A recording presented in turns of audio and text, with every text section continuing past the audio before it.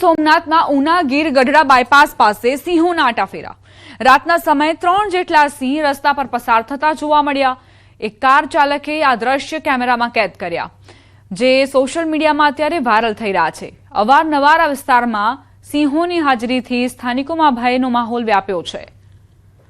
ગીર સોમનાથથી આ સીધી તસવીરો આવી છે કે જ્યાં એક વ્યક્તિએ કાર ચાલકે પોતાના કેમેરામાં સિંહોની લટારના દ્રશ્યો કેદ કર્યા। અહીંથી સિંહ પરિવાર પસાર થતો હતો તે દરમિયાનના દ્રશ્યો। વિસ્તારમાં રાત્રે 11:30ની આસપાસ હંગામો થયો। દારૂના નશામાં રિક્ષા ચલાવતા હંગામો। રિક્ષા ચાલકે બેફામ ડ્રાઇવિંગ કર્યું હોવાનો આરોપ। રિક્ષા ચાલકે 2 થી 3 લોકોને અડફેટે લીધા। ઘટના બાદ રિક્ષા ચાલકે અપશબ્દો બોલ્યાનો પણ આરોપ મુકાયો। રિક્ષા ચાલકના વર્તનથી ટોળામાં રોષ। ટોળાએ રિક્ષા ચાલકને માર માર્યો। ઘટનાની જાણ થતા પોલીસ ટીમ સ્થળ પર પહોંચી અને સ્થિતિને કાબૂમાં લીધી। પોલીસ દ્વારા આગળની કાર્યવાહી હાથ ધરાઈ છે। આગળથી સમાચાર, જ્યાં કીર્તિ પટેલે પોલીસ સામે કરેલા આક્ષેપોનો મામલો ગમે ત્યારે કીર્તિ પટેલની ધરપકડ થઈ શકે છે। કીર્તિ પટેલની ધરપકડ જૂનાગઢ ગ્રામ્યના ડીવાયએસપી રવિરાજસિંહ પરમારનું નિવેદન। પોલીસની ટીમ દ્વારા કીર્તિની શોધખોળ તેજ કરાઈ। રહેણાંકના સ્થળે તેમજ સંભવિત સ્થળો પર ટીમો દ્વારા સર્ચ કરવામાં આવી રહ્યું છે। કીર્તિ પટેલને પકડવા જુદી જુદી ટીમો દ્વારા શોધખોળ। તમામ કેસ ન્યાયિક પ્રક્રિયા અને કાયદાને અનુસાંગિક રીતે દાખલ કરવામાં આવ્યા છે। તપાસના તથ્યો અને વિષય પર માહિતી મળશે, તેના પર આગળની પ્રક્રિયા હાથ ધરાશે।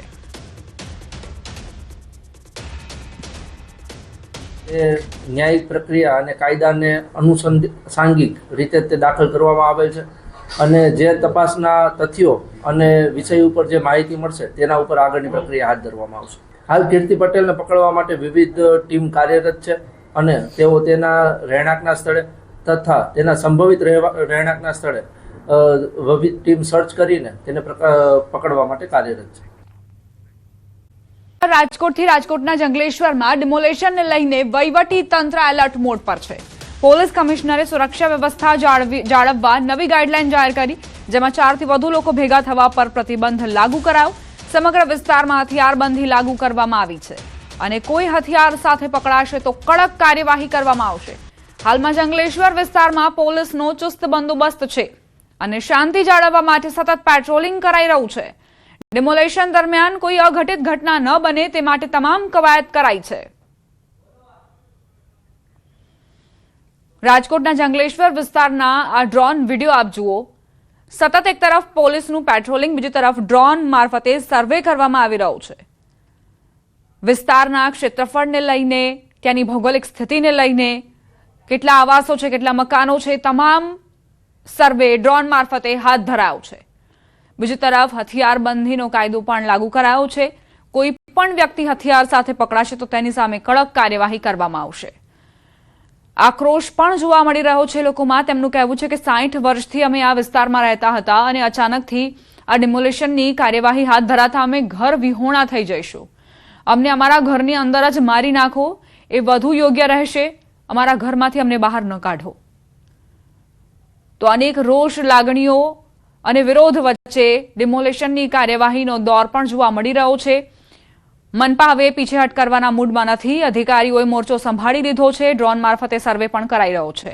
નજીક ટ્રેન દુર્ઘટનાગ્રસ્ત કરવાનો પ્રયાસ નિષ્ફળ ગયો છે। અનગઢ રેલવે ટ્રેક પરથી કોલ્ડ ફાયર મળી આવ્યા। રેલવે ટ્રેક પર કોલ્ડ ફાયર ફૂટેલા મુકાયા હતા।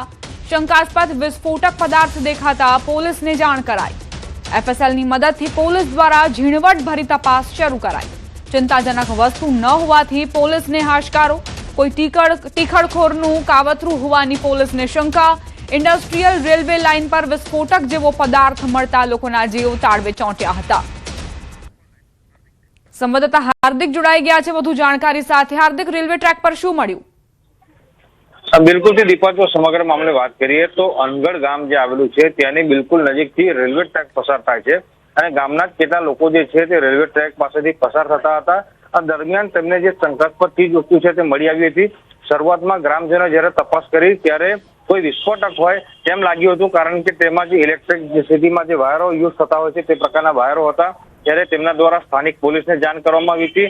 સ્થાનિક પોલીસ દ્વારા સમગ્ર મામલે રેલવે પોલીસને જાણ કરવામાં આવી હતી અને જે અલગ અલગ એજન્સીઓ છે તેમના દ્વારા ત્યાં સ્થળ તપાસ કરવામાં આવી ત્યારે કોડ ફાયર હોવાનું જે છે તે સામે આવ્યું હતું, પરંતુ પોલીસ જે છે તે કોઈ પણ જાતની ચૂક નથી રાખવા માંગતી. તેના આભાર હાર્દિક જાણકારી આપવા માટે.